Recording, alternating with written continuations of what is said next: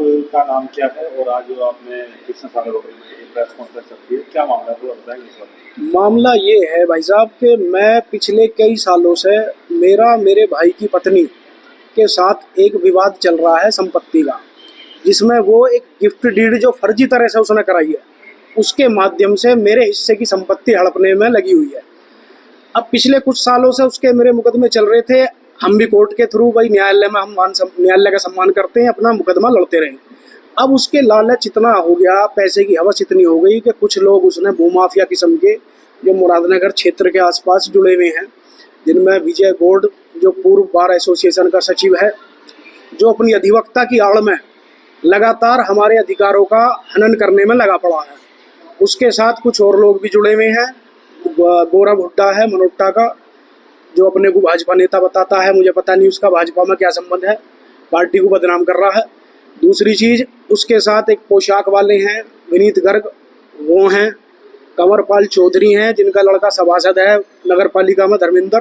ये सब लोग, एक संजय त्यागी शहजादपुर का है, ये सब लोग पूरा गैंग इन्होंने मिली भगत करके मेरे हिस्से का जमीन में बना हुआ मकान जिसमें मेरा कैंप का ऑफिस था वो तोड़ दिया, उसका मलबा साफ कर दिया वहाँ से।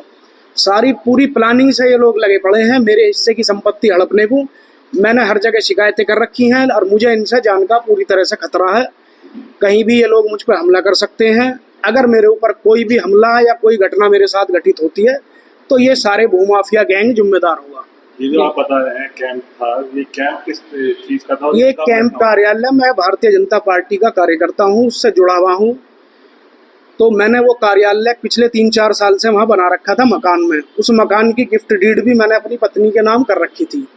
उसके बावजूद मेरी भाई की पत्नी ने और उसके दोनों बेटों ने पहले अपने हिस्से की ज़मीन बेच दी, फिर मेरा वो मकान वाला हिस्सा भी बेच दिया, उसमें डकैती करवा दी, लूटपाट करवा के विजय गौड़ ने और इसके सहयोगियों ने, गोरा भुट्टा वगैरह ने, इन्होंने लूटपाट करके सारा मलबार सामान वहाँ से साफ कर दिया। शैलेंद्र प्रताप एक दरोगा जी थे, उन्होंने इनका पूरा सहयोग करा इसमें।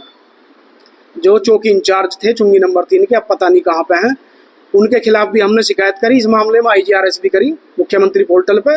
IGRS में शैलेंद्र प्रताप खुद जांच अधिकारी बन गए, क्लीन चिट अपने आप को दे दी और हमें ना सूचित करा ना हमें उन्होंने बुलाया। वरिष्ठ अधिकारियों को इसकी शिकायत की आपने? इसकी शिकायत हमने DCP साहब को भी करी थी, लेकिन इसमें अभी तक कोई जो है ठोस कार्रवाई किसी के खिलाफ नहीं हुई है।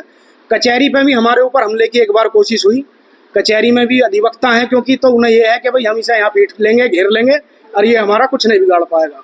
आज मैं मजबूर हो गया क्योंकि अब ये परिवार का मसला नहीं रहा, ये मसला अब शहर के जिम्मेदार लोगों के बीच में आ गया है ना। और मेरे साथ इतना गलत हो रहा है भाई साहब, मेरे बच्चों का हक मारा जा रहा है। वे लोग तो लड़ रहे हैं मुनाफा कमाने की लड़ाई और मैं अपना और अपने बच्चों का हक बचाने की लड़ाई लड़ रहा हूँ। आपकी क्या डिमांड है? मेरी डिमांड ये है शासन से, प्रशासन से, माननीय मुख्यमंत्री जी से कि मेरे अधिकार को बचाने में जो भी वे लोग कर सकें मेरा सहयोग कर दें, क्योंकि मैं इन लोगों से बहुत ज़्यादा परेशान हूँ और भयभीत हूँ। आते जाते मेरी रेकी हो रही है, मुझ पर हमले का प्रयास लगातार हो रहे हैं। ये दबंग किस्म के लोग हैं, 8-10 लोग हैं, मुझे पता नहीं कब मेरे पे कहाँ हमला हो जाए। आज मजबूरी में बड़े भारी मन से मुझे एक कॉन्फ्रेंस करनी पड़ी है, क्योंकि अब पानी सिर से ऊपर निकल गया है। अगर मैं अब भी चुप रहूँगा तो ये कुछ भी कर सकते हैं।